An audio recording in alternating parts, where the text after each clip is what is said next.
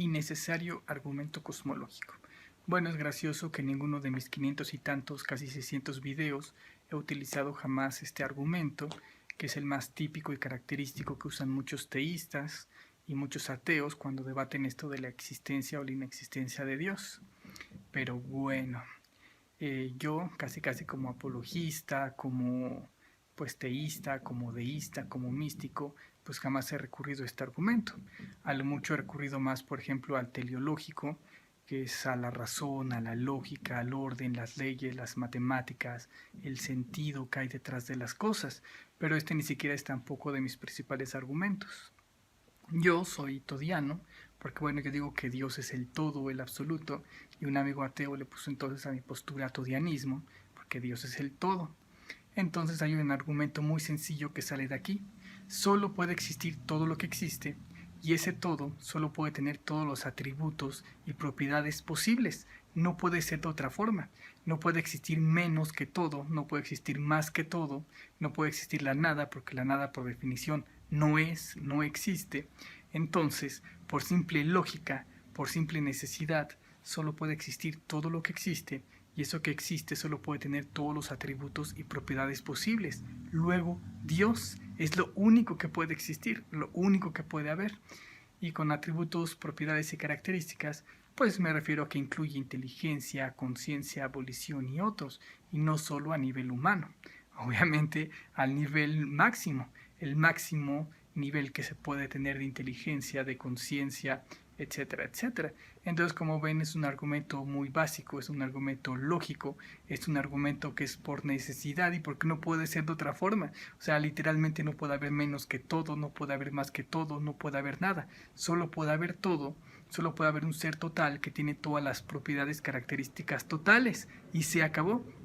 Y es a partir de este todo, de este absoluto, de este Dios, pues que se forman todas las demás cosas parciales y pasajeras, es decir, todos los cosmos, universos, planos, realidades, todos los seres y todas las cosas. Entonces, como ven, pues es un argumento completamente simple. También, si me conocen un poco, pues saben que yo soy idealista. Para mí solo existe mente y pensamiento. Luego, Dios, no hay otra cosa. Todos son ideas, pero las ideas pues no existen flotando en la nada. Las ideas existen dentro de una mente. Entonces, si existen las ideas, pues a la fuerza existe la mente. Solo existe mente y pensamiento, solo existe Dios, no hay otra cosa. Son los ateos los que se imaginan pues que más allá de la mente y más allá del pensamiento existe la materia entendida desde el materialismo, como algo ajeno y diferente a la mente, al pensamiento, a la información. Pero bueno, en tanto no nos demuestren su ser imaginario, lo único demostrado es que existen mente y pensamiento, luego Dios. Obviamente yo digo que existe Dios, se divide en muchas almas, muchas mentecitas, y eso procesa todos los cosmos, planos, universos y realidades, pero al final es una mente grande que se divide en muchas mentecitas y desde muchos puntos pues procesa todos los cosmos, planos, universos y realidades, pero al final solo existe mente y pensamiento, solo existe Dios, no hay otra cosa. Es un argumento también muy básico. Y bueno, basado en esto mismo, si todo el cosmos solo es información, solo es pensamiento, solo es idea, pues Dios, por simple lógica y necesidad, pues es la mente necesaria que tiene que existir para que existan las ideas. Si el cosmos es pensamiento, pues a la fuerza se necesita una mente que piense los pensamientos.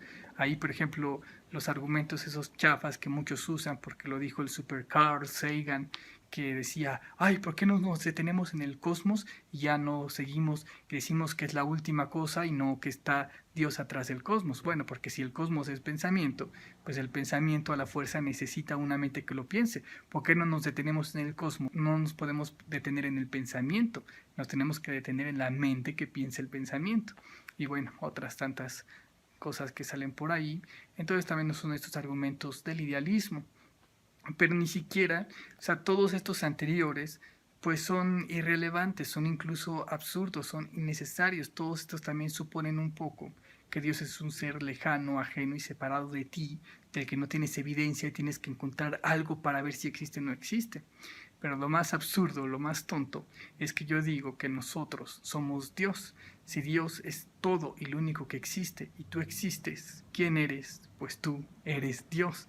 Entonces es absurdo, es estúpido pedir evidencias y pruebas de Dios cuando tú mismo eres Dios. O sea, necesitas evidencias y pruebas de ti mismo Entonces, aquí es donde todos estos argumentos, pues solo cuando no tienes esta visión tan global, tan panteísta de Dios, es cuando te puedes preguntar si Dios existe o no existe, cuando realmente es lo único que existe y todos somos Dios y todo es mente, todo es pensamiento, todo es el todo que tiene todos los atributos y pues literalmente no hay otra cosa.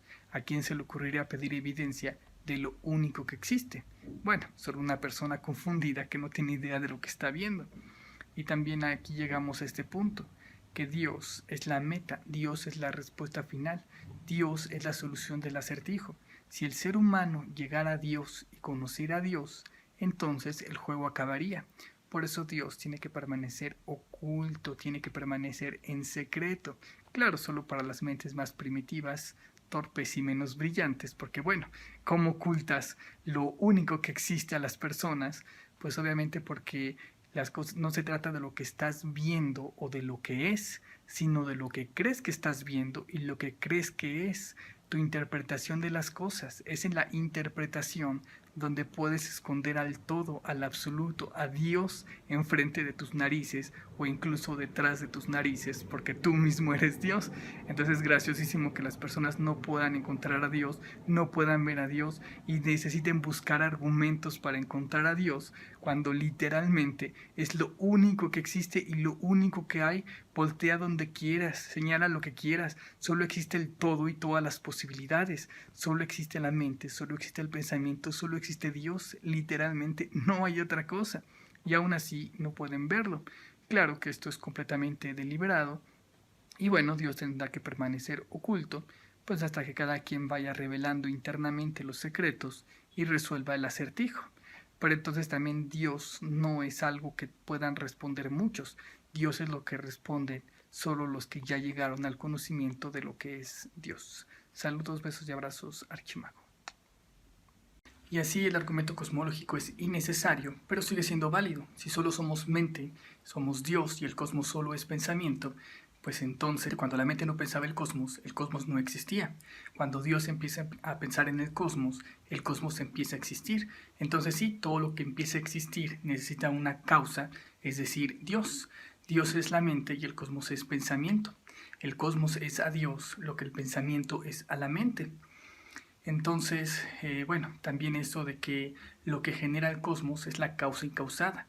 Los pensamientos a la fuerza necesitan una mente que los piense para poder existir, pero la mente existe por sí misma, no necesita que alguien la piense para poder existir. Por eso los pensamientos necesitan de una causa, pero la mente que los piensa no los necesita. De hecho, los pensamientos solo son fluctuaciones de la mente. Cuando la mente no piensa en nada, pues no existe nada. Cuando la mente empieza a fluctuar, empieza a pensar, es cuando empiezan a existir las cosas.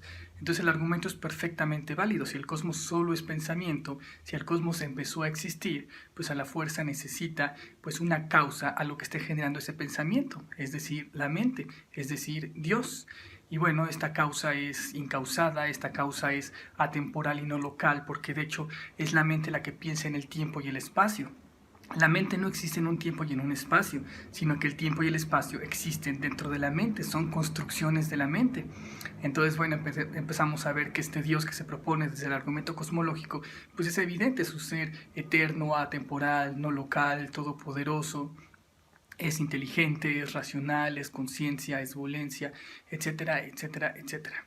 Entonces ahí pues pueden usar si quieren este argumento, pero pues les digo que es absurdo si ustedes mismos son Dios, ¿para qué necesitan argumentar su propia existencia? Saludos, Archimago.